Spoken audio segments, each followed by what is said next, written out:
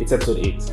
Here with us is a legal practitioner with a focus on corporate and commercial practice, company secretarial services, project finance, and commercial law. She completed her LLM from the University of Buckingham, her LLB from Bowen University, and her BL from the Nigerian Law School. Please, ladies and gentlemen, help me welcome the very beautiful legal juggernaut, Damola Ajayi. Hi, everyone. Welcome to the podcast. Thank you very much, Augustine. How are you doing today? I'm fine. I'm good. And you? I'm doing really well. All right, so we're just going to jump right in. I say this every episode that we're just going to jump right in. But then you don't. No, you don't just jump right in. Yeah, we do. Okay. No, we do jump right in. All right. So we always start with asking, what is your name? Who are you? What are you?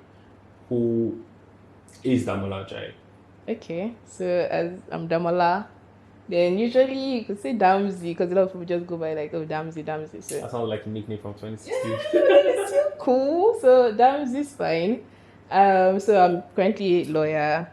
I've paid my dues. I've done my BL, LLB. I've done everything I need to do. So the lawyer practicing You haven't one done a at that. PhD yet, though. I'm not the one that I need to do to be able to do this one. So you guys have actually paid my dues. So then also LLM as well. So I'm a very serious person. I'm actually very serious. So most times I'm just working and doing important stuff.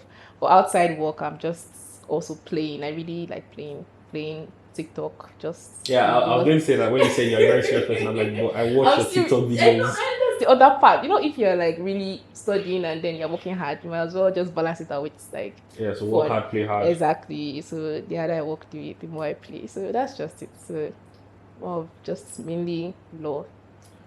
So your life is entirely law. For the most part, if you actually look at it, it has been focused on law. So Okay. that's what I'm doing now as a profession. So Did you always want to study law? to be honest, it was not even a thing of I dreamt that I wanted to study law. It was like circumstances. So just to explain, I didn't start off wanting to study law, but up until like secondary school. So we did this thing in our high school where they do like this career stuff for you. So Okay. they help you do it's like a 1 week program. So you start the program, finish in 1 week, and at the end of the week, they kind of show you what suits your kind of like skill set or your capabilities. So your strengths, your weaknesses, things like that. So we did that in, was it JS3? But that time we used to call it class 9. So just one weird thing they used to call it then. So I did it, and then some things came up amongst other careers. Then there was judge there was lawyer, there was arbitrator. So to be honest, we're all legal. yeah, related. no, like that. Those were the ones I picked that were related to law. There were a lot of other careers that right now I don't really remember. So obviously I just went for law as per. Why not? So that's how I started. So obviously went to go into do law. But then the thing is, I didn't really grasp the idea of doing law up until like 300 level. I started doing mut and mock a lot in school and stuff. So from mut and mock is when I now started liking law and realizing that this could actually be a proper career. So. Okay, so for the audience who don't know what mutamok is. Okay, so mutamok is something we used to do for law students and lawyers. So it's something we used to do called like the way you say mock, like it's really not the same thing, but you're just giving it a mockery version. So like you're mocking the courts. Well, not now. Mocking the court sounds weird now, but like it's like you're doing like a fake, yeah, exactly, okay, like court, the demo, like a demo of the court. So for moot is for like appeal court. So you're doing a demo of appeal court. Then for mock, you're doing a demo of the trial court. That's your usual high court, state high court, all those usual stuff. So there's always a judge. Might be a real judge, might be a fake judge, depending. But then the students now act as lawyers, like legal practitioners. You come and just do that. So it's from there that I now started seeing that this could actually be a career. Yeah. That's when I started liking law to the extent that I like it anyways then. So of all the other careers that were in that pot, sorry, what's the name of your secondary school? Because I'm quite interested. Okay, the secondary school, Pegasus High School, was in Eket, Akwa Ibom State. Okay. So that's the name of the secondary school. So when you get to class 9, so there's a way they used to write it out. So JS1 is class 7, class 8, class 9. Then You get so all the way to class 12, but you could still call it JS1. So when you get to class 9, they now feel that they need to put you on this, so that you don't just go and pick any career and then you end up doing what you don't like. So they really try to make sure that we know what we're doing. Yeah. So you do it for a week. So this particular teacher that was like involved in it. So they share different. That time, I'm sure now they would have made it digital, but at that time it was papers. Improved on it. Yeah, I'm sure it would be more streamlined now. But at that time it was papers, and you would just be answering questions. So this kind of questions you answer that kind of show what are your strengths, your weaknesses, things you can endure, all those kind of things. So, but at the beginning you'll be conscious about what you're writing, so that they don't just go and put you on maybe something like, God forgive me, maybe something like mechanic, or they can now go and say for attendant. Maybe you might not really want that. Yeah. So you will start writing things like, okay, are you hardworking? Yes, put yourself on 5. But you do it over a week. So trust me, by the 3rd day, you don't even care about you start being realistic, like right. So by the end of it, somehow I would say it helped, because it did streamline you to what they think you are going to be good at. Yeah. So I mean, and most of those kind of aptitude tests, usually they tell you to get the most accurate result, you want to tick them first answer that comes to your mind. Not exactly. After Don't be thinking so when too you much. look at it, are you hardworking? You just tick what actually. comes to tick the first thing that comes to mind, because the moment you start thinking about it, you become biased. Then you're not be like, okay, maybe I could be hardworking. Yeah. That's actually really good that you get to do that from a very young age. Mm-hmm. But do you think that's a good way to predict or to? Well, I mean, it puts a child in a path that they should follow, but for you would say it was a good way to start your passion. I would call it passion for the law. I would say generally it's like 100% good way, but did it really help? It did. And mostly I think it also boiled down to, because the teachers, if you notice, when you're in secondary school, you're in uni, from the time you start attending school, you spend a lot of time at school. You really, let's be real, the place you spend the most time is your school, especially when you are doing boarding school.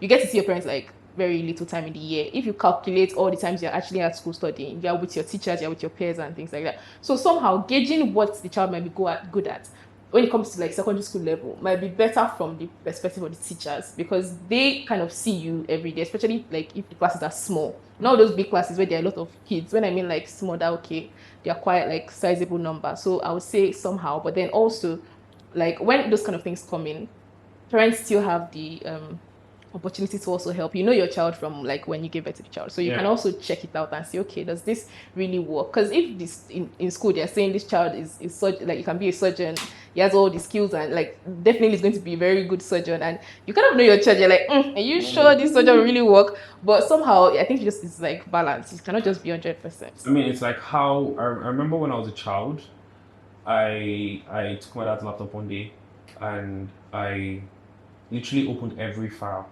on the laptop. Every file. I went to the program files, I opened everything. I mean, I crashed a couple of laptops doing that. What are you looking for? No. I don't know. I was just very curious, right? And from there was just this boy was sabi computer. Yeah, what do you mean? Computer science like kind that. of department. I have my BSc and MSc in computer science, right? So I guess we can predict to some degree what, but then interest do change over time. Actually. Yeah, so some interesting fact, Damola and I both studied in the UK for our individual masters. She decided to come back to Nigeria. I came back to Nigeria for 3 weeks. Right? You plan to go back, but then, okay. But to be honest, to be very honest, I thought about it and I was like, do I really want to go back? I thought about it like, should I go back? I mean, I booked my return ticket, right? Before, you cannot even make that kind of like, it's when you come back here. I'm keeping my options. Exactly. But so you as I am now, I will definitely go back. But I still have the option to say, okay, I could stay. Come back. No, not stay. Wow. I could come back. Okay. Yeah, so you went to University of Buckingham for your LLM. Yes. So for those who don't know, LLM is Masters of Law. Yeah. I think I mentioned LLB, so that's Bachelor of Law, and then the L. What's the BL? BL is, to be honest, I don't know the exact interpretation of what it is, but then it's just usually given to just once you do law once school. you get your qualifying certificate and your called to birth certificate, then you've gotten your PO. You are now a licensed barrister and solicitor of the Supreme Court of Nigeria. So typically the route is most people do the 5 years in the university, then go to law school. But you did the 5 years, and you did your masters, and then you went to law school, and then came back to go to law school. Why? Why did that happen? It was circumstances, to be honest. I didn't plan it that way because that's really not the way it was supposed to go. Yeah. So finished LLB in November 2020. So that was the year of COVID. You know, everything really scattered when COVID happened. So it was a really kind of messy time. And at that time, I think those that went to law school, people that were in NLS at that time, were told to go home because of like the whole Corona break. Yeah. So they didn't tell them to come back yet. At that time, we just finished. So at that time, we had done graduation. And Bowen did it quite low. He did it quite low. It was a low-key convocation that we did. So we got not certificate, but like a statement of results. You can now proceed. And then I was not sure when NLS, that's Nigerian Law School, was going to call these other guys that had gone, talk less of our set. Yeah. And they kind of have a way of taking their time. So you're not really sure. It's not like they'll tell you, okay, you know what, by 18th of this particular month, you guys should be there was no information, nothing whatsoever. So I think at that point my dad was like, okay, you know what, would you like to like do the master's thing? Because obviously I already knew master's I was definitely going to do it. Yeah. Like after school. So I was like, okay, it's something that I could, you know what, I could do it. So started applying. I was even quite, I won't say like a desk about it, but I was just chilled. If it comes, it comes. If it really doesn't, it's not that deep. So I started that, and then obviously did my applications, everything, visa came through, and then I went. So I didn't even know that I would be fit, I would finish around the time that law school would call us back. So at that time, I had left, I think around January. They called the other sets back, and they did like a crash program for them. They wrote exams as soon as possible, and they were literally out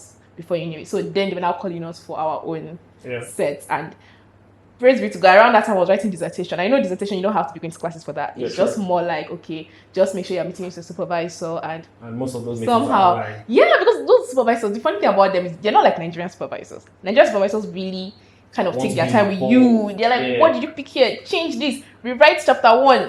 They are more like, they're not there to, I don't want to say they're not there to help you, but they're not there to write it for you. Yes. So it's more like they let you do your research, they correct what you think they can. That was like a culture shock. It is a culture shock. Because I was expecting, because I was always going to meet this man, to be very honest. At the point, the man was... You could meet him. Oh no, my supervisor. So it's standard. You have 8 meetings, about 8 meetings with your supervisor. Oh, you get to 30 minutes each. Wow. Yeah. So I remember the first time I showed her my project proposal, and she said, okay, make this correction. And I sent it back to her. And she said she's not going to look at it. I said, why? She said, I already told you what to do. They don't do too much. And I'm like, What if I did rubbish? What if I changed what you said I should not change and something went wrong? That's it. Like, and that's how that project ran through. We didn't have any extra meeting. We just had the 8 meeting that we're supposed to have. And when they're done, they just tell you congratulations and okay, you know what? See you on the other side when you graduate. And it's so funny because if by the 8th meeting you are still showing your supervisor your literature review. That's you. Sorry. I'm sorry, that's the end. They will grade what they have to grade and they will move on. It's not that serious. Like my own, I think what mine was, I was just a bit too serious about it. Like I don't want to say I was ambushing him. I knew he was always in the library. And I would go there because I know that, okay, at least if I see him once or twice, I'll be able to, you know what, please, I have this at this point. So it got to one point, he was like, Damola, I've checked this. This is good to go. I'll just scan through it and then you can now start and do whatever you want to do. So somehow I know it's a culture shock because in Nigeria they really scrutinize everything you're doing. From your first, they can literally tell you to go redo a chapter. The ones in the UK, you're not redoing any chapter. To be honest, what they do is just to grade you at the end of the day and then, you know what, just take your stuff and they'll let you go. So I get you. So you finish your masters and then why did you decide to come back though? Well, before we get to that, let's talk about your experience at University of Birmingham, the entire year. What was that like? What was it like living in the UK and studying for a master's? And yeah, basically, because I personally feel like a lot of people think it's all roses. And yeah, like I mean, I didn't suffer. I didn't suffer. Trust me. But It was something You else. feel it, you know that it's quite was something else. It's quite different. Trust me, I get what you mean. Studying in the UK, to be honest, I didn't expect. I don't want to say I didn't expect less, but I knew it was going to be. It's you're going to a whole new country. Even coming to Bowen, the way we went and left our usual, because at least most of Yeah. us we didn't grow up in Ocean State or whatever. So going to Bowen, I know Bowen had like a lot of rules you have to follow. Don't do this, don't do that. That alone itself is culture shock, and we know how we actually, at least you would have struggled first year, second year before you now eventually like balance out, and then you realize, okay, you know what, I think I got this. So I didn't expect less. So UK's own was quite and the thing is, no matter how anybody really gives you information before, I don't want to say the information is not enough until like you literally have your own like experience about how like the UK system works. So like there are a lot of culture shocks. And the funny thing is, the smallest culture shock that also still shocked me, which obviously I knew, but it still shocked me until like when I got there, was the fact that they drive the right hand driving and not Oh my here. God. That stuff I don't know how it's really not a problem. It's not supposed to be a problem because people are like, oh, it's not just left and right. Honestly, it's left and right. But then to be honest, sometimes it messes with your brain. Like you can see somebody in normal seats and then maybe his dog is I don't know, this one just makes it too weird. The dog is on the other side. And sometimes you think it's this dog driving this car and then you now realize, oh, it's because it's the other way and stuff. So there are a lot of culture shocks like that from uni, from school, from food. Oh my God. There are lots. Food, There's a lot. food. Lots. No offense to the British. Their food it's tasteless. Let me not say it tastes like crap. It's tasteless. It's tasteless. Bread. Bread. Luckily, bread doesn't have sugar. Luckily, I schooled in London, so London is a very multi-diverse because there's a lot of like community. races there. So there were African stores everywhere. I used to have this. So there's this restaurant 805. It's an African restaurant. So I used to have 805 Mondays. So every Monday I would go to 805. At least just remember yourself that I'm still. And buy jollof rice and chicken. You know, at least I could do that. But it was good. At least up until money finished. Exactly. Food is not cheap. Honestly, it's not cheap. African food was even African. I think it was around when I first got to the UK, it was £16. As of now, I know it's about £22. So even we see the inflation. Wow. Like affecting everybody, including those in the UK. Wow. What about skin reactions? Did you react negatively to the weather? Actually, no. When I got there, it was really the cold was mad, and I think I still even had it easy because I got in around like was it January, so but it was really still cold. You came in January. That's like it was that's the heart of winter. No, the heart of winter is not the ending of December ish, but January was bad. However, like January, February, it was. I know UK weather it just picks when it wants what it wants to do. Yeah. So it doesn't like the summer or maybe the spring, and then it's like what? Let me just shock you small and give you a bit of what you have experienced before. So the weather was really like it was crazy. I mean this year in I think early October it was 4 degrees. I was like, how? How is this happening? October? How is this happening in October? How is it 4 degrees in October? No, winter is bad. I don't even. I feel it now comes with depression. Like the weather will not be really gloomy. It just be there's the winter depression. Yeah. It's to be honest, like people used to say once you get to the UK, people like when you like move to especially like UK, US, Canada, wherever you move to, there's when you're still in your honeymoon phase when you get there like the first month. To be honest, you're still cruising, you still have cash with you are still buying things, you're still trying to buy, like you said, that you bought African food for a while, things like that. It gets to a point where reality does on you that guy, I've literally moved though, forget no be Nigeria, I'm literally in a different place. And then you now get to the point, I think maybe like your 4th month or so, you now realize that I've actually moved though. So honestly, it takes a while. It takes a while to actually even understand how things go. Well, to be honest, it's not a bad decision for anybody to move abroad anyways. It's really not a bad. It's just that you just have to take it at your own pace. Don't try and rush the process. It's a lot to transition. So for me, my experience in the UK was I mean, I had classes 3 times a week. Although Monday, Tuesday, Wednesday were remote, mostly remote, and then Monday was when I really had to go to class, and then of course I didn't have a lot of friends. I don't make friends easily, and then I started having this reaction to. Whoa! So it's like it comes with this itching, So people did have like some. And what did I not do? What did I not? Did you? The problem, I the first did. thing is, did you book appointment with GP? I did. Because those ones take time before eventually we will now see you. No, funny how I was always Yours meeting was with my GP. We okay. did blood tests, we did so many things, and then I visited Morocco, and I noticed that I didn't itch while I was in Morocco, and since I came back to Nigeria, I've not itched at all. Yeah. But just the day I left the UK, I was still having I was itching every single day up until the day I left the UK, and since I came back to Nigeria, I've not had a single itch. And I remember telling my uncle that, if I go to Nigeria and I don't itch, Definitely is the UK. it's looking like I'll stay back in this Nigeria. But I mean, but just because of itching, it's bad. It can be really bad sometimes. It can be really bad sometimes. But what about lecturing? Yeah, I want to ask about that. What about lecturing? I think lecturing was not that bad. I think the lecturers really understood what they were doing. No, they did. But we're coming from. I keep referencing Bowen because that's where I studied. Yeah. But the thing is, Bowen lecturers also too were really, however, like they were really good. So I didn't even expect, like, it's not like I was coming from a place where I had terrible lecturers and then I'm now going to a place where, oh my god, people are fantastic. So it was literally, for me, it was the same kind of, I had good lecturers and I'm having good lecturers now. So they really understood what they were doing, and they were always they did a lot of things like making you involved in a class. So all those kind of things where, I don't know, maybe just my own class. So because I think you have to even shocked because in our class we were interacting a lot, and they were really, because what we studied was international commercial law. So we tried to bring in other races, like, okay, from Nigeria. When we're talking about Nigerian things in Nigeria, it's not a big deal because, let's not lie, we're all in Nigeria. We know what we're talking about. So, but when we are studying stuff and what we have to now reference like international stuff, that's when you remember you're in Nigeria. Because here in Nigeria, nobody cares. You use more like Igbo and maybe Yoruba to classify yourself somehow. But there, they're like, oh, are the Nigerians in the class? Do they do these things in Nigeria? Things like that. So obviously they're asking other races or other countries as well. So you can see that they're trying to always involve persons in class questions. They do the same thing too. Even Nigerian law school lecturers too were also good.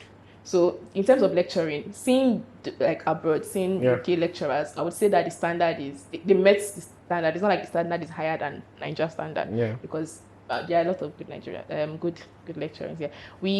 Ours was during COVID, so there were a lot of online classes. So there was a lot of time to. I won't say I didn't attend classes like that, but there's like you're attending online. It's COVID season, and they apologized so much for COVID. That 2020, 2021 was really. I think Bowen gave us that blue whatever that we're using for online classes. Those times were just. I remember we would just we'll wait for them to say, did they mark attendance or something? Then you just quickly log in. And the thing is, I think the system automatically logged you in, something like that. So you just have to at least attend. Enter first, and then just to mark you exactly that, because you're coming. Class, Exactly. But the thing is, it was COVID season. I think they were also really apologetic about the COVID thing. So they took it a bit easier on us because they kept saying, oh, it's COVID time. We know you guys are not having it easy. So they're always really like empathic towards like students. So somehow I would say our classes were quite chilled because it's COVID time now. COVID was in, so you didn't have to be in classes every time. You could go to the library, and there were a lot of restrictions everywhere. So like maybe the pubs would not be open, or even did you ever go to the pubs when they were open?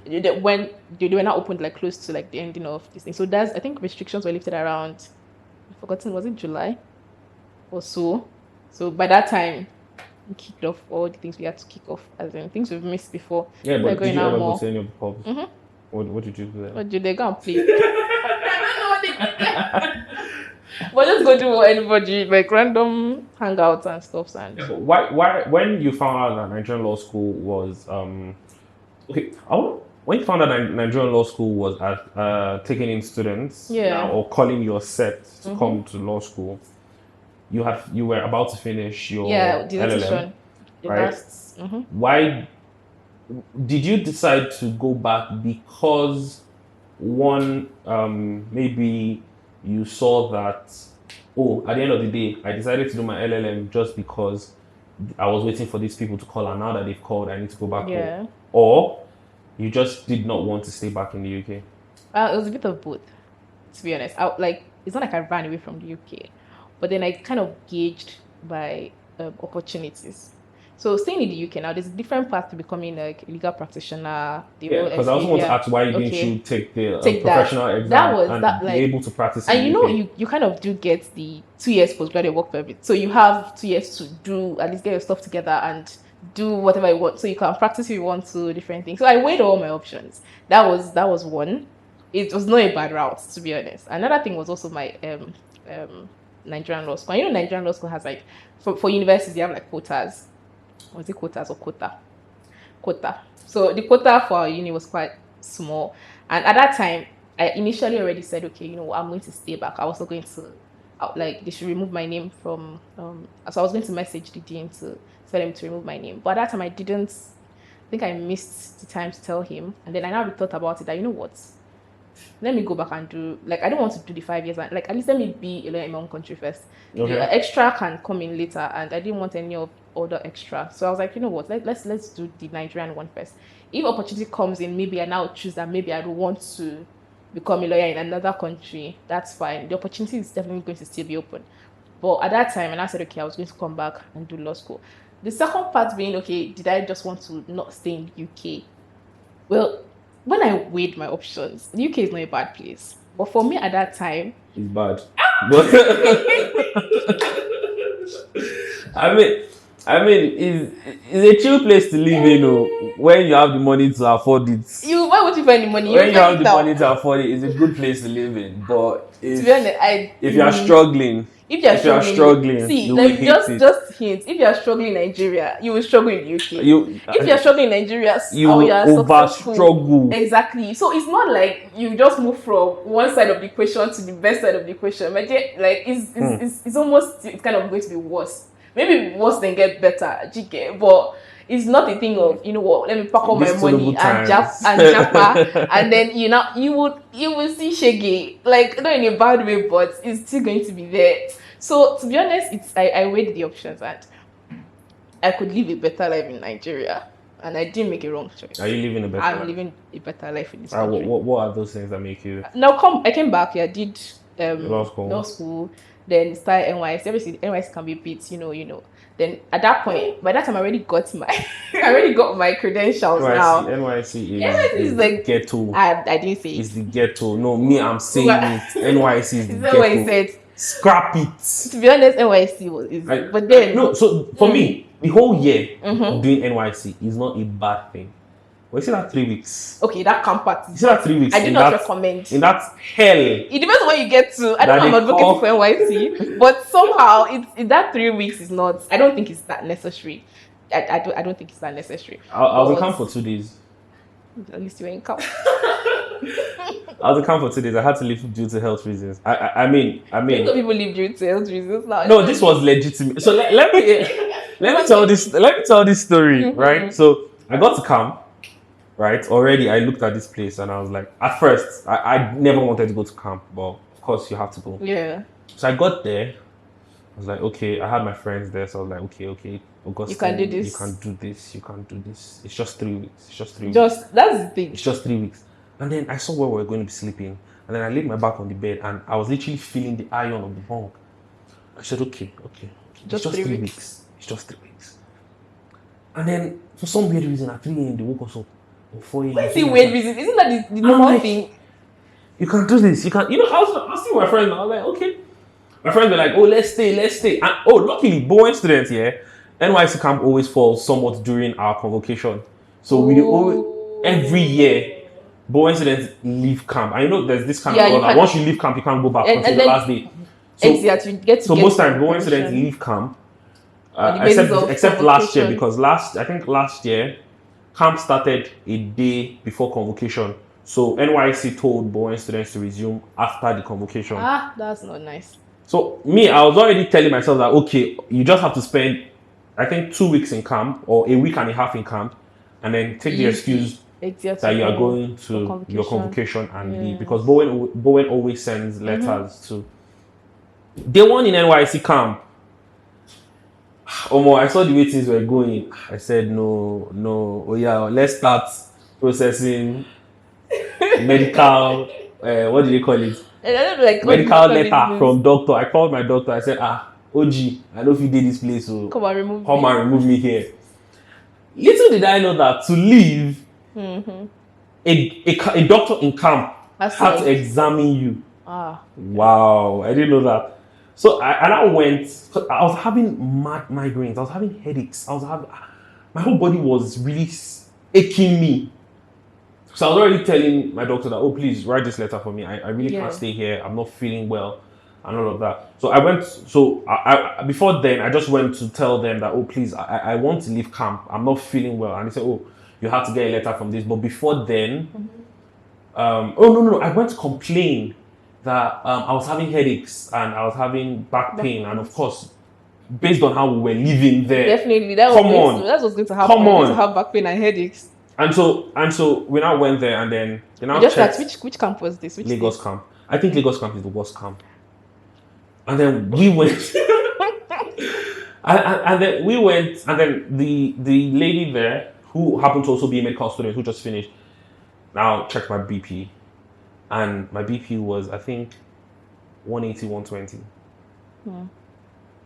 I think I was, I think 180, 120. I can't remember. 180, yeah, I think 180, 120.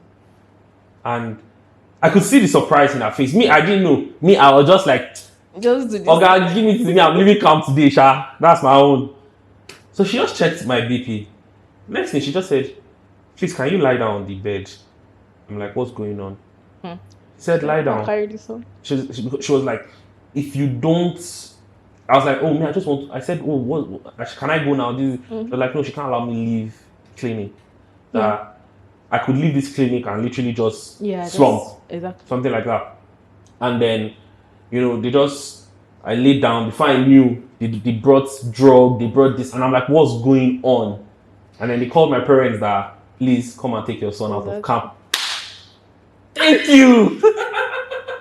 So also happy for Thank you! Hi. Thank you. I didn't need my doctor to send any letter already. Like, that was just perfect, actually. But I mean, it was. That was definitely as a result of whatever you were going through in camp. But that's just 2 days. Even if, I'm sure, even if, because I took my COVID vaccine a day before I went to camp. So I want to believe that taking that vaccine and then the stress I experienced in just 2 days in that camp must have been what really vaccine. I think I also experienced. A lot of people reacted to the COVID vaccine. I don't think that was even advisable. I think that was what really now took my BP to the next level. Maybe. And I left camp. No, NYC is the ghetto. It is truly ghetto. I don't advise it. But yeah, you are enjoying NYC. I didn't say I'm enjoying. You are doing your NYC at I'm doing my NYC. What you call them now? All those the big four. Is it the big four? Tier 1. Okay. Tier 1. Yeah. You're doing a tier 1 law firm, Damola Ajayi LP. Yes, that's what I'm doing. Do you ever get the question, is Olaniwo your father? Random, like it just comes back. I don't even blame anybody. Surnames are the same, but no, it's not. We're not. It's nothing. You would not like to claim it once in a while. Like no. Say, well, if it's not there, we didn't there. It's not there now. Well, you've experienced the legal education system in UK. I think it's a little bit from a theoretical standpoint in school, right? And you've experienced theory in Nigeria. You've experienced practical, at least through your NYC. What would you say are the major differences? I find it very difficult understanding how UK politics work, like that whole parliament thing, because it just feels like the two sides are bantering each other. It's kind of the same thing. It's kind of the same thing. But let me just answer the first part about the differences. Well, the major first difference is that we in Nigeria, once you get called to the bar, you are allowed to practice both, like be a barrister, be a solicitor together. But they do the barrister. You are either a barrister or you're a solicitor. So what's the difference? So a barrister, you go to court, you defend your clients, you do all those processes and try to get literally dispute resolution kind of type stuff. While for a solicitor, you are just consulting, everything transactional, everything like you're consulting based on legal advisory and all of that, doing paperwork. But the barrister goes to court and does that. So differences between the Nigerian legal system in terms of and the British. But what would I say is like the difference? Well, we are really quite similar. We're really quite similar. There's really not so much, because once you're done, the way you're done with uni here, and then you have your LLB and you go to law school to go practice. There, once you are done, you have to now pick if you want to be a barrister, you want to be a solicitor. So for you to be a barrister, you write your I think it's called the bar practice course or the LPC. I don't know which one is it at the moment because I know one was scrapped out. Then if you want to be a solicitor, you write the SQE. So you write SQE 1, SQE 2. Then once you're done writing SQE 1, writing SQE 2, then you have to have like 2 years of qualifying work experience. So that means you're supposed to go and work in a law firm or like as a cycle or do something like that and become at least for 2 years. Then officially you're now a solicitor allowed to practice in the UK. But with Nigeria, it's just like straightforward, go to law school, pass and start. So I don't know about the actual practical of you practicing in the UK because I didn't get to that stage. Yeah. I didn't start that. So I didn't start any of the exams. But the way I've heard of it, people say that Nigerian law school is one of like it's harder than their exams. Okay. And I won't even lie, law school was something. I don't even know how to explain it. If you're experienced, you know what I'm talking about. But I can't just explain it. But law school was really something. So going to Nigerian law school and doing whatever you do and becoming a lawyer, that's fine. Then the BPC you decide to write or the SQE, whatever, is also a different route they use.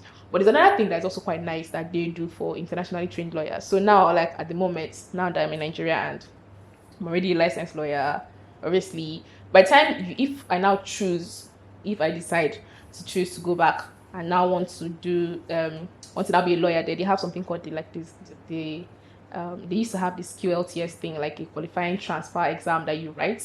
But now I think they have changed it back to the SQE, that's solicitor's qualifying exam, that you would just write SQE 1 and 2.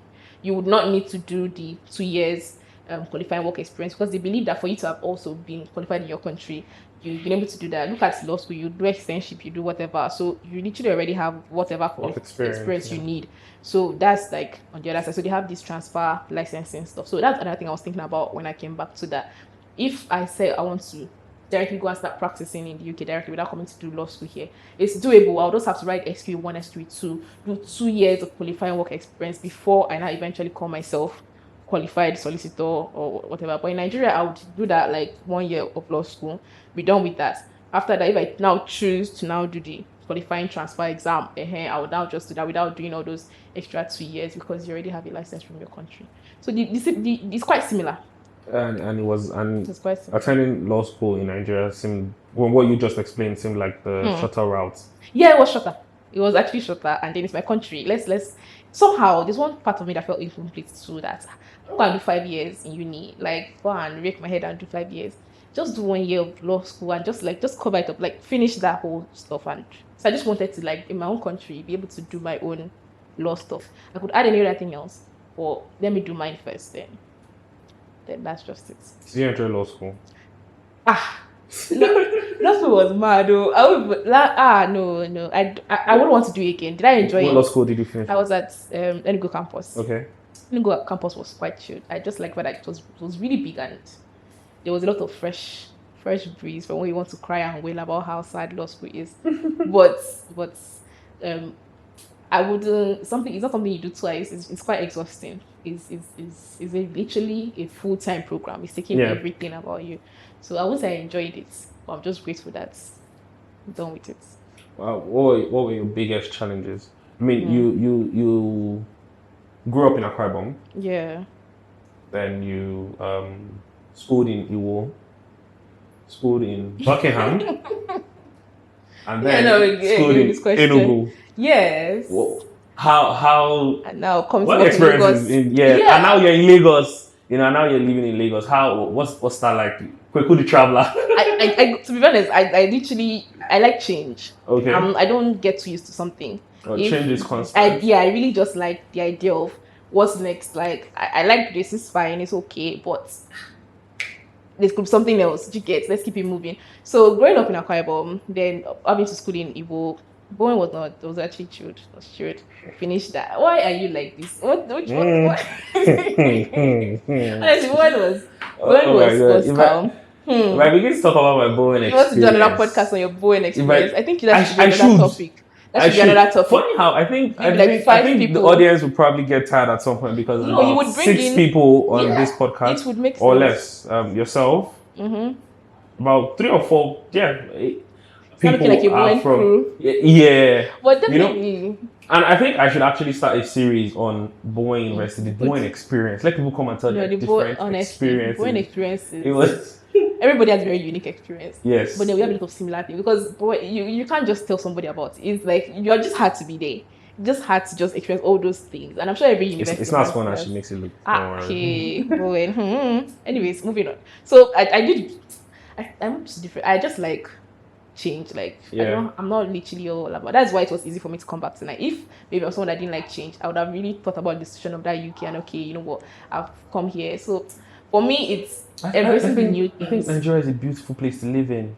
For me, it is. I do. Forget the old way Nigeria is now. I But think if you can get your hustle on and say, get your bag, like do your stuff, you would actually enjoy the country. I mean, okay, so should I say this? My father watches this. Well, so I used to go jogging in the UK, or jogging or take walks, more walking than jogging, right? Around 2 a.m. And I'm not scared that anybody will walk up to me. I mean, certain parts of the UK. Exactly. Like I wouldn't do that in South London. Disclaimer. The same way I avoid Bariga and all those certain places in Lagos. I don't go to certain places in London unless it is broad daylight, right? But still, more often than not, I could take walks. I'll take walks from like 12 midnight till like 3 a.m. and I'm not scared. I'm holding my phone, just using my phone and all of that. Although there's still pickpocket. I mean, in some London stations, it's boldly written that please take care of all your devices. There are pickpocketers in this station. But there's just that confidence. And something else happened. I was watching a podcast and this lady went to the US from the UK and she said in broad daylight she saw someone holding a gun and she was like, this is someone that used to go jogging at night in the UK and in broad daylight she's seen a gun. She's like, no, I can't even go jogging in the night. Definitely not in the night, and even in the daytime itself is shaky. So what I'm trying to drive at is security. I think if Nigeria was as secure as the UK is to some degree, I think a lot of people will come back. I think for Nigeria, see, if right now I can leave this studio at 12 midnight and without fear, by all means I'll be here. In Nigeria, you create your own security. The thing is, Nigeria won't give you anything. No offense. Like, you have to be the one to get it yourself. So no go and talk. You have to get it yourself. Like, because we're taxpayers, we do the regular stuff, we do what we need to do. But to a certain degree, you have to still hustle your stuff out. If you want light in your house, go and get your lights. It's not about, it's they would provide for you to. It's more like you have to do it. If you want extra, you have to get paid for extra, you have to do. So in terms of security, if you want to be able to take 3 a.m. walks or you want to jog at 3 a.m. in the morning, make sure you're able to make that kind of money to be able to afford an estate that can protect. You get that, where you can take those kind of jobs. You will not have an issue. A lot of people do that. Just that you just have to make sure the environment you're in can actually cater for that. If you want 24/7 light, it's possible. No, 24/7 lights in Nigeria is very possible. You would just have to it's very pay for possible. it. I mean, if you run on, before I left Nigeria, I was staying with my friend in Bagada and. Is it Bagada has a good so lights. we had lights, we had lights and solar inverter, and then the generator. Too. If you can invest in solar. Almost, except there was this period where the light was bad, but I can think of maybe 4 or 5 solid months that we never turned on the gen, and there was never a downtime of light. It was always light inverter, switching between. So 24-hour light is achievable. It's possible, yes. Right? But I think the key factor on why people would still always prefer the UK is these things are non-negotiable. It's things that will just come like the security. Exactly. Like I think every other thing is negotiable. I mean, I never knew how. I've always preferred cold. I prefer it cold than hot.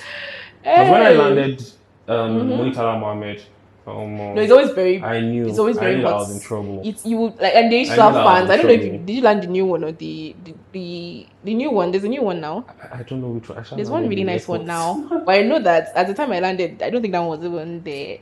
There's one big fan. I mean, there are big fans that will be blowing, trying to like make sure it's not as hot as it is. It's always very hot. This country is very hot. I mean, I looked at the weather and the least degree was 26 degrees, and I'm like, Oh, that's even it. Usually you go between like 30, 31, 32, 33. I'm like, how? Give it to How? 29, just when it's a bit quiet, chilly. Not chilly, but Nigerian weather is just really it's hot though. And this is me that's coming from like 15 degrees. It's always chilled, you know. Yeah, just at least calm. always try to even have a jacket. Some like just try and just hold it. Funny how I don't even like wearing my jacket. Because you like, I think you like cold. But the thing is, UK cold will still humble you.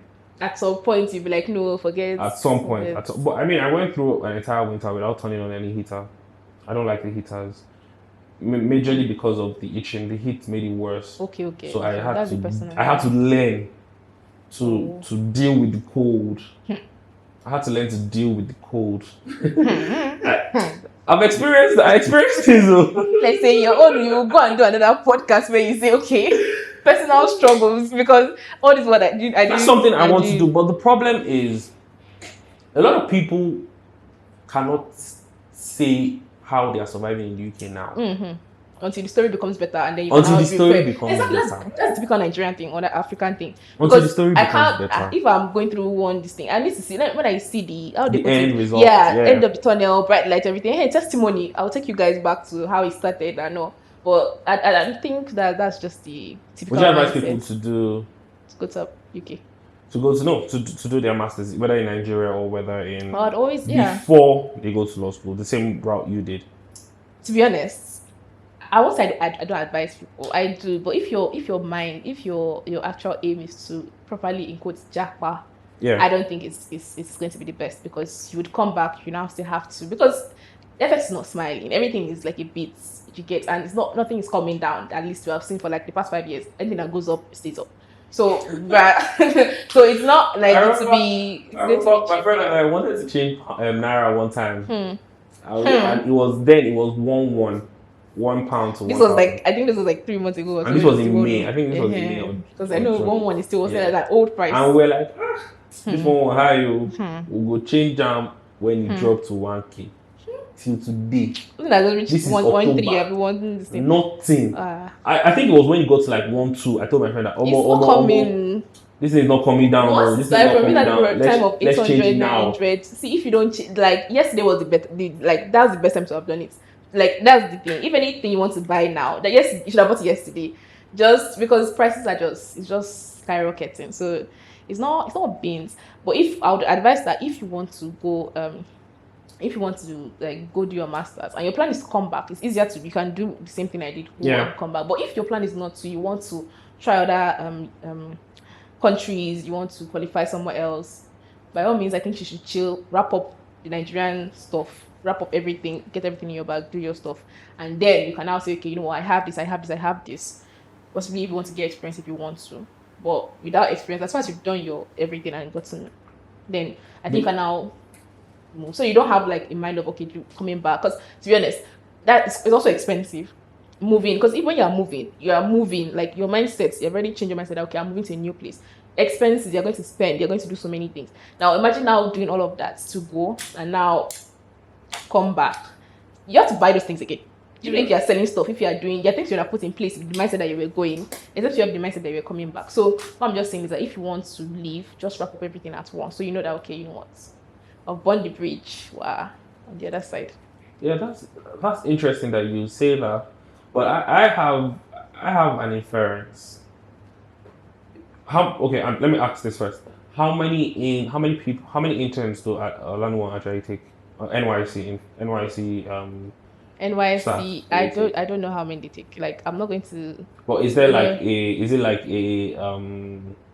how do they pick them? Do you have an idea on how they pick them? It's just typical way you do applications. Oh, you just apply for it? Do you think having your masters first was a privilege? Was one of the reasons why you? It could be. I'm not on the hiring team, so I don't know what would have been or what would have not been. But I don't think amongst every other person, it could have been. It could have been. But another thing is, you could still have these masters and not have the skills they need. True. Or you could still have these masters and not maybe flop during the interview and other things. So it's a kind of a wholesome thing. So it's not all about just, okay, one thing they're looking at. So it's definitely going to go into your skills, what you do, how you speak to the interviewers and all of that. So I just don't think it's just because of the masters. Okay. How did you find it easy transitioning back into the Nigerian system? It was not hard. We're born here now. What's that? I As was you like, land on one Niger, no stress. So back to my this. It was really not hard. Obviously, the whole okay, the way you said it, come back and then it's quite hot. That's what you just first. But just after 1 or 2 I wanted to days, buy sunscreen yesterday. I saw uh, 20k. I said, hey. where do you go to? you go and learn because I don't know what you went to. Please now, you I think it can was just that brand. I ended up exactly. getting one, but it was still quite expensive. I think it was like 8k or so, 9k thereabout. So I was like, See, sunscreen, shake me on this one. We're not going to fight like this. and at this moment, the sun is quite. It's quite hot. It's quite hot. Like I don't think it was this hot. Like we're just coming from rainy season, anyways. So I advise, Shad, you've gotten your sunscreen now, so I think you should be protected. Yeah, but so you didn't find it really difficult in any way? To be honest, I didn't really find it difficult because I grew up here. Like how many years compared to how many? Yeah, like under a year stuff. I'm coming back. So to be honest, it wasn't hard transitioning because family around everything. And the way you said it, UK can be quite lonely. Nobody really talks about, but it's quite lonely. You'll be surprised. You would love your family. At that point, you appreciate them. You might not say too much, but you're like, I missed you people. Then the transition wasn't so. Just the community that Nigeria provides. Yes, and the fact that you don't have to be reminded that you are not part of the system. Now, like in Nigeria, nobody guesses that, oh, are you Nigerian or not? There, you are constantly reminded that you are Nigerian, you're African, you're Nigerian, you're African. It's just you everything says it that you're an outsider. Exactly. So obviously it's a mindset thing. You can obviously walk around it and all, but I'm saying is integrating or coming back to Nigeria is not a problem for someone that grew up here, except maybe other. Yeah, like you said, mindset thing. Yeah, I know a lot of people who have said, "Oh, this person was racist to me." I've personally not experienced it, or I've experienced it and did not know it was racism. So, for example, the best example I can give is probably, say, on a bus or on a train, you are seated and literally there's an empty seat. That's the only empty seat, and then the white person would choose not to sit down there. Stand. And in my mind, I'm like, oh, you stand. It doesn't come to my mind as racism. It's just like, that's your business. That's your business. Most times, I even just put my bag there. Say, don't come here. I don't want you here. I don't want anybody here. Whether you're black, whether you're white, whether you're Asian, Hispanic. Racism there's subtle racism. It's subtle. It's nobody's going to come and scream up like you're black, get out of my country. No, it's just subtle. You, especially if you can really read between the lines and see it, you would see it. But it also now depends on how you want to take it. If you want to take it as a thing or. So to be honest, it's really no. Well, Nigerians, we have it in us. You can do anything anyway. Yeah. So. Remind me, you said you did your masters in commercial. Yeah, international commercial law. So that means that is your niche. Yeah, I won't say I've carved a niche yet now because I'm still really trying to see other things. Okay. So I did that in international commercial law, which and with particular reference to specialization in corporate, so in corporate law. So now going into practice and seeing different realms because there are lots of aspects of law. So I'm seeing different interesting ones. I'm trying a lot of things out, seeing what I like, the ones that I'm more interested in. Based on the movies I've watched, corporate lawyers are the worst. That's what they say. They only care about money. Do you like money, Tom? I like money. I like money. I'm not going to the. Don't you like money? I like money. But the thing is, when they say, obviously, like you said, it's a movie. So it's always going to be tailored towards what they want their viewers to watch. So the things you watch in the movies where they say corporate lawyers are sellouts and they only do things for. I think it's just typical capitalism. I think it's because it's a law movie. They're trying to now portray like, okay, it's corporate law. If it was maybe not a law movie now, trust me, they will still find a way to bring in that capitalism aspect of it to show you that it's money that's actually like that's the kind of situation we live in. Time and money. If you pay for time, you pay for money. Sorry. Yeah, time equals money, money equals time. What would you say are some issues in the Nigerian law system? Issues, there are lots. Yeah, lots. Everybody's going to always start with corruption, but I think we already know that one. Definitely, corruption is huge. Also, litigation. Most people shy away from going to courts and stuff, mostly because of judicial system can be quite slow. So achieving justice can just really take like a longer time. Or Lagos State is actually really trying. So in terms of trying to help. So I think would I say those are like the two major things I would say affecting the Nigerian legal system. but slow and steady. As a lawyer, what are you passionate about? Because when I meet a lot of people who study law, and I want you to give me a very, very, very honest answer. When I meet a lot of people who study law, they tell you, "Oh, I'm studying law because I want to help the poor man. I want to empower the youths." I mean, when people ask me why did you study computer science, I'm like, oh, we even had this shirt then. I want to change something. Give me the keys to change the world, something like that. And when I think about it, that what I'm doing computer science. No, that's a Actually. lie. That's a real lie. Now it's in the put food for my table be that. Let's Yeah. be real. Mm-hmm. But yeah, I genuinely did computer science because I had a love for tech, really. So we already know how you got into law or how the idea of studying law was put into you, right? But what are you passionate about? What part of law? I know yes, you're doing corporate and commercial law. Why? Why that? And why? What are you passionate about besides those two types of law? Two types of law. Okay. So I think I already mentioned that. Okay, there's a part of me that wanted to do law also because I could see that it could make an impact. Like in terms of, when you do something, if someone does something now where we are at, a lot of people might not know except there's publicity and people get to, like someone tell somebody.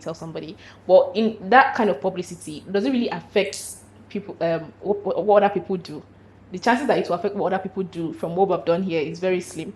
So the way I just pictured in my head was, now I'll give examples of like judicial precedents just to break it down. Now judicial precedents are like when, like an example, in a court and the judge the rule on a particular case and I say, okay, this is what is now applicable. So obviously we have the legislative arm that does like that makes the laws and everything.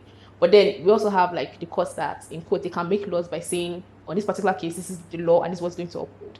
Now imagine you now being a lawyer, you're working on that particular case, you're bringing in your principles, your findings from like research you have done and stuff like that, and then maybe you get the privilege to maybe first or second chair during that case, and you are the one kind of, whatever you are bringing now, you're like putting it to the judge and I tell the judge, this is what I think, this is why, and because of what you have said, you have brought some things to the knowledge of the judge that these are some things that really do apply, and somehow that is what the judge relies on to make his judgment at the end of the day. You know that you have made an impact some way. Whenever you remember that judgment, or whenever somebody else puts that judgment, it may be 20 years from now, or maybe at that point, you know that, okay, it's because of such findings I did, or such research that I did, that I've been able to make an impact. And this is why some things have changed. So in the long run, I've seen that law is a possible way to make impact. Like on my own, I might not be able to do that. Like if I say, okay, this is what I think, it might not carry so much weight. Or imagine a lawyer saying that in court in front of a judge, and a judge literally like taking it and doing his own, eventually doing his own judgment and stuff, and now presenting it back. Yeah. That now makes more sense because it now carries much weight than what I said here. So it's almost like you find the kind of people that you can relate with, or it's almost like finding the right connections to build like your thinking. Something I don't know how to really explain it, but if you have an idea, on its own it might not be strong. But you know that if it comes with this, and before you know it, you have made it into something that makes sense. At that point, it's making more impact because of the things that it's with. So that's the way I just kind of see it also. That, okay, so in terms of what aspect of law, because people don't really want to do dispute resolution because it can be slow, it can be stressful going to courts. Nigerian courts too don't make it easy and everything. But somehow, in the long run, I think it's something that's going to make a lot of impact. So one part of me, really small part, is still passionate about that part of law. And also corporate commercial. I like, because I just feel that's quite exciting. A lot of businesses rely on risk factors, and one of the risk factors definitely is always legal risks. There are a lot of other risks now that other consulting firms and these things deal with. But in terms of legal risks, you're able to help like a firm, a company, whatever, establishment to deal with their legal aspect. It's also like a kind of fulfillment that comes with it where someone says, okay, I'm trying to do this. And you're like, okay, you know what, if I do one or two things, I know about this, I can help you scale through this. So that's kind of what makes me passionate about the law aspect of my life. So in terms of the aspects I'm really passionate about, so let's say corporate and then an aspect of dispute resolution. So. Okay. And to help the poor. Because I'm sure people were like, why did you say to help the poor since? Not like I don't want to help the poor, but like it also helps. Yeah, people need Yeah. legal representation, definitely. So it really does help. Pro bono matters. People do that. Yeah. So that's another way. But to do pro bono, you need the money to do the pro bono, because the pro bono is not bringing money. Yeah, it's not bringing money. I can count a number of lawyers who are not doing anything law related. Possible. Like Fowles, Lai, Kanayo, a few of them who studied law Yeah. and are not doing anything law related. And in recent times, it seems like a lot of lawyers are not They're not doing the in law thing. Yes. Why do you think that is? To be honest, if you don't want to do it, you don't want to do it. It's not that deep. How do you say it? You force us to the river. You cannot force him to drink, all those kind of Yeah, things. you take the horse Yeah, to to be the honest, some river. people You just can don't want force the to. horse to the river, but you can't force it to drink. To be honest, if you don't want to do it, you really don't. It's not. I don't think it's rocket science, because if you don't want Is it because they don't want to do it, or probably because of if it's not lucrative enough? no, maybe. So a friend of mine, yeah, studied law, but the backlog in law school, Yeah. he couldn't work in a law firm because he's not yet a lawyer. There's the backlog. That's one thing. There's really nothing he can do, and then now he's in finance, right? So do you think things like that are what just takes people away? Yeah, that's you cannot rule that out, because that's still like circumstances of life, I would say, because you might really want to do the law and everything, but you can just have like some setback.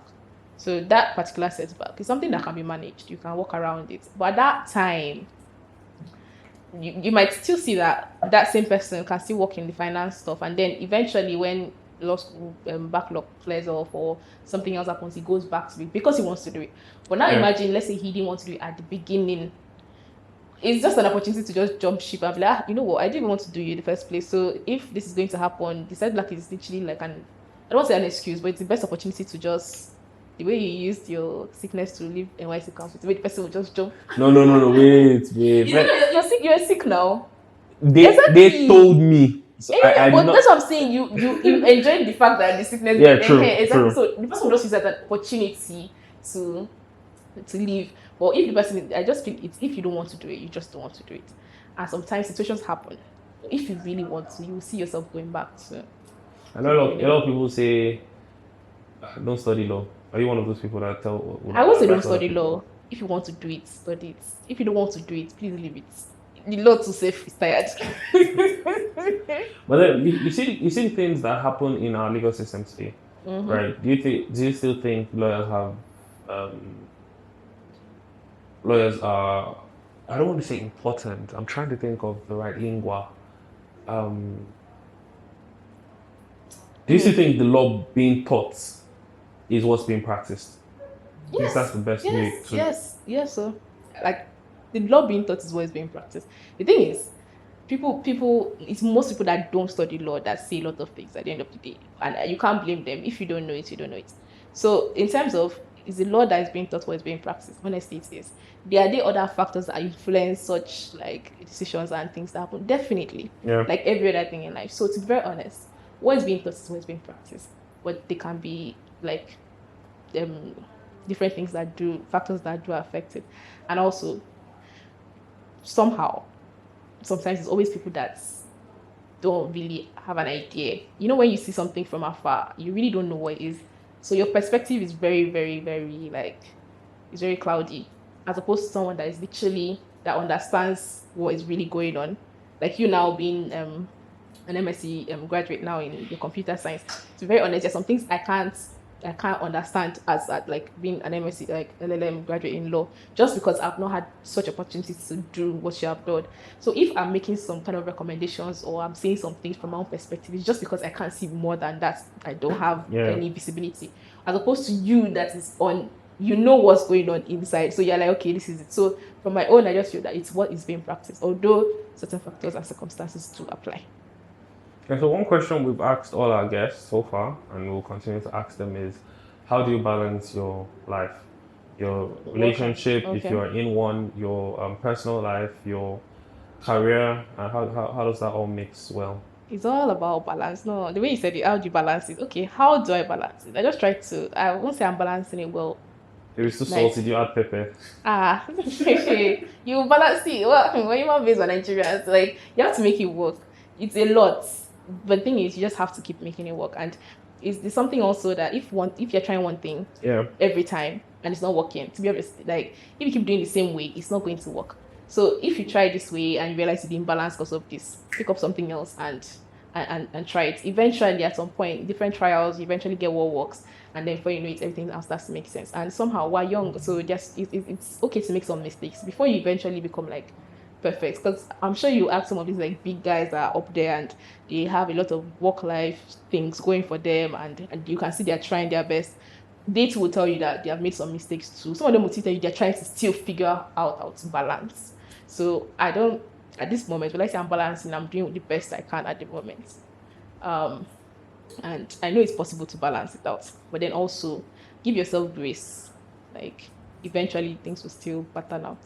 And another thing, like just enjoy the process. It might not just be about balancing. Enjoy the process of balancing it, then you can enjoy it, I guess. So would you say returning back to Nigeria has been a blessing? It has been. I do not regret it. Don't get me wrong. Sometimes I'll be in traffic and I'm shouting at illegal. Obviously, that doesn't make me say, okay, I'm packing my bag because somebody, a wonderful driver shouted at me or something. No, but I do not regret it. And I'll just say that whoever wants to make any decision about coming back or staying where you are, just know that you live with your decisions. If you decide to do something, it's you before it affects any other person.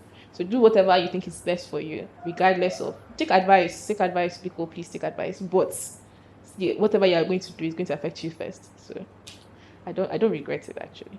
So on final notes, right, what advice do you have for young aspiring lawyers? Like I think just figure it out in a way that like personalize it. Okay. I think that's what will make it quite enjoyable. Law is it's literally what you make of it. And one thing I've also learned is, which I think would help, is that sometimes we think learning is boring, but we can learn in so many different ways. Look at TikTok now. I don't know, I'm preaching the gospel of TikTok, but there's this algorithm that comes in TikTok that if you're checking a particular set of content, you keep seeing it.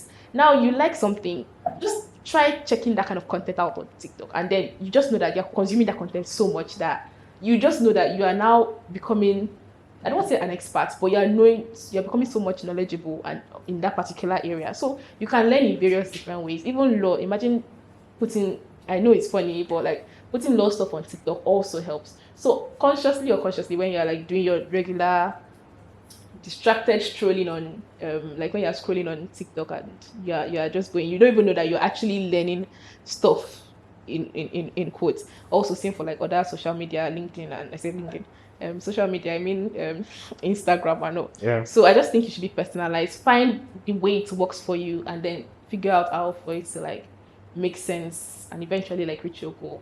So that's my advice for any upcoming law students. Whatever you're doing, just personalize it and pray. Okay. Village people are real. All right, so we're going to move to another section of the podcast. Okay. We're just going to ask you 4 very simple questions. I think you've already kind of answered this one, but would you go back to the UK? For what safe? Just ask. For any reason. Say, okay, to practice, for example. Never say never. Well, at the moment, I don't think so. That means life must be really good for you here. See, I don't want to, because it's now looking like, oh, I'm preaching, people should come back. No, I'm just saying what works for you. If you know what works for you. Yeah, if you know what works for you. Keep doing it because it's working for you. Might as well get to. I'm like I said, never say never. If you see me there, please, I beg. I said never say never. But the answer now, I don't think so. Yeah. There are tons of lawyers all over Nigeria. Mm-hmm.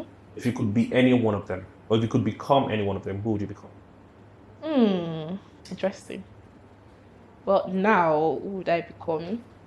You know, Femi Falana is a very like the SEN. Like he has some intriguing. So I would actually the human rights aspects. Yeah. Yes. You would like to become Femi Falana. Well, that's good. What's your favorite legal quote? There are quite a number of them, and I want you to say it in Latin because I just like it when I hear those legal quotes in Latin. It just sounds very cute and smart and chic. Okay. Nemo, that quote not a vet. You can't give what you don't have. Okay. So that's one I think they use for I forgot what they actually use it for, but yeah, I know that's but not that bit. Yeah. What's that your favorite quote? Oh, did you say favorite? I thought you said any word. No, favorite because quote. I usually use it.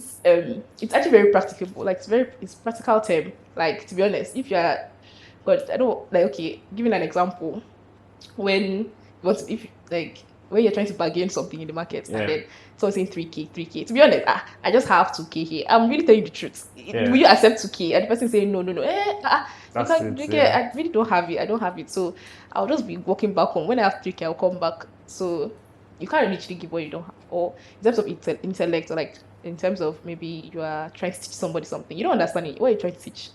Because if you didn't day, it didn't day.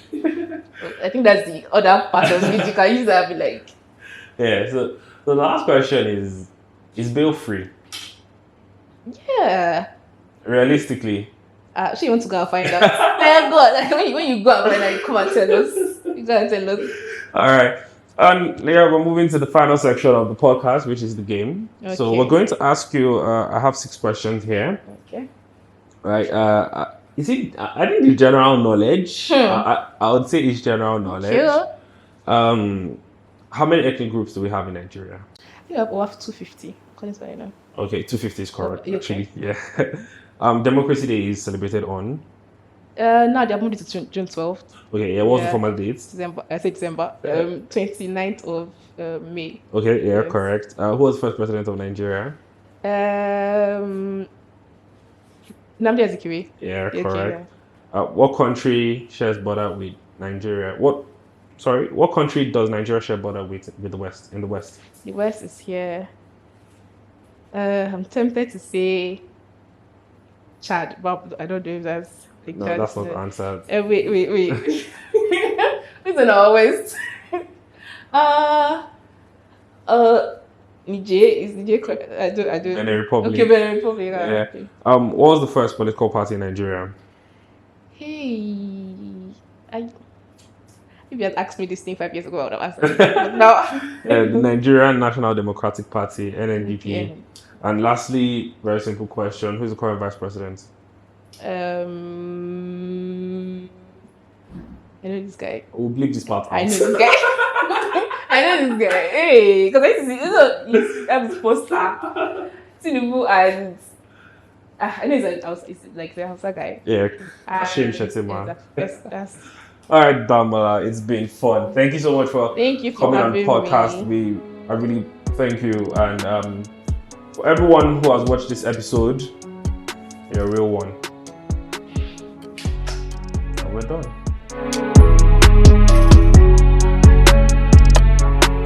Hi guys, I'm Damola. My name is Ayomide. Make sure to like, share, and subscribe. And please make your friends watch, because pretty girls, they watch, they listen. If you don't watch, if you don't listen, I know if I'm in this Lagos. Okay, like I talk it, guys. Okay, like I talk it. Period. Bye.